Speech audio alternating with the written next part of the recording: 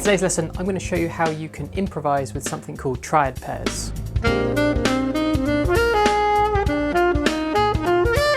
I'll break down what they are and how they're formed, and I've also put together a play-along workout that you can use to train your fingers to get used to these triad pairs. And then you'll be able to try them out with some example phrases in a call and response exercise. Now for this lesson, you can get a free PDF and the backing track for both alto and tenor sax, and the link to that is down below. So first of all, what is a triad? A triad is basically a 3-note chord. So for example, if we take our C major scale and the first note C, we add the note E on top and then the note G on top, that creates our C major triad. And you can do this for all the other notes in the scale as well. Now you may be more familiar with terms like an arpeggio, and that's because as sax players, we can't play 3 notes simultaneously, apart from Roland Kirk, of course. So instead, we can outline these triads by playing them like arpeggios. We can also take these 3 notes and change the order that they're played. This is also known as the inversions. Now when you build triads from a major scale, you can see there are 3 different types. We've got major, minor, and one called diminished. In today's lesson, we're going to be focusing on the major triads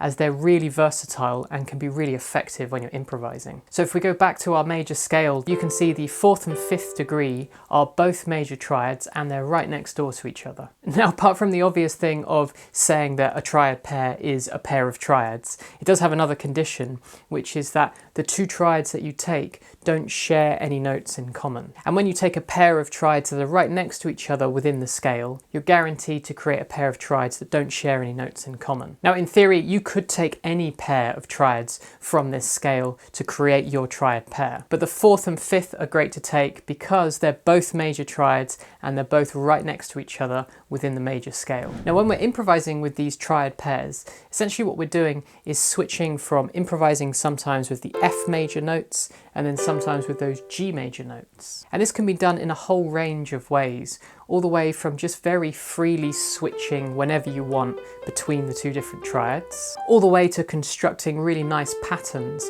that can bring loads of structure to your improvising. Now these triads can be used over loads of different chords as well, and later on in the video we'll explore all the different chords you can use this triad pair on. But first of all, you need to get these into your fingers so it becomes part of your muscle memory, so that then frees up your mind to think more creatively. And that's what this workout that's coming up is going to really help you do. So this workout starts by playing just the first 3 notes of the F major triad and the first 3 notes of the G major triad. We then move on to what's called the first inversion. We then repeat that process to create the second inversion, and then we come back down in reverse. Now for the next pattern in the workout, what we do is reverse the direction of the G triad. So we go up the F triad and then down the G. And this creates a really smooth voice leading as we change from one triad to the next. For the next patterns, we're using groups of 4 notes. And we have 2 similar patterns. First of all, going up through the various inversions, and then we have the changing directions version. Finally, we have a 4-note pattern where I've basically mixed up the 3 different notes of the triad. So in this one, I've gone 3, 1, 3, 5. But you could mix up your 1, 3, 5, the basic structure of your triad, and mix up those numbers in any order you want to create your own unique 4-note pattern. I'm demonstrating this workout on alto sax, so if you play tenor sax, you can get a transposed backing track version for free. The link to that is down below, and you've also got the PDF as well for both alto and tenor sax players.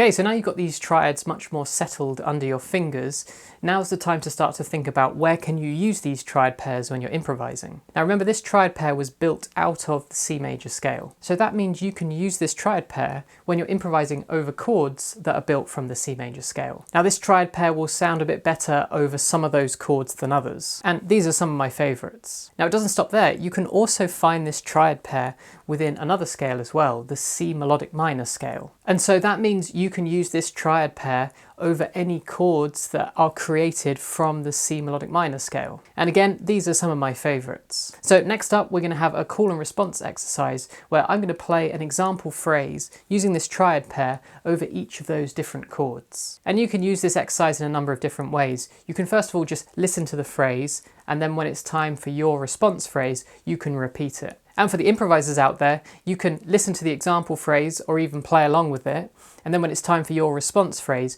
you can improvise your own phrase. Now I've also put together a PDF where all of these phrases are transposed into all 12 keys as well. And along with this, you'll be able to get the previous workout in all 12 keys with PDFs and the backing tracks, and that's available for premium members at Online Sax Academy. Alright, so here are some example phrases over those chords.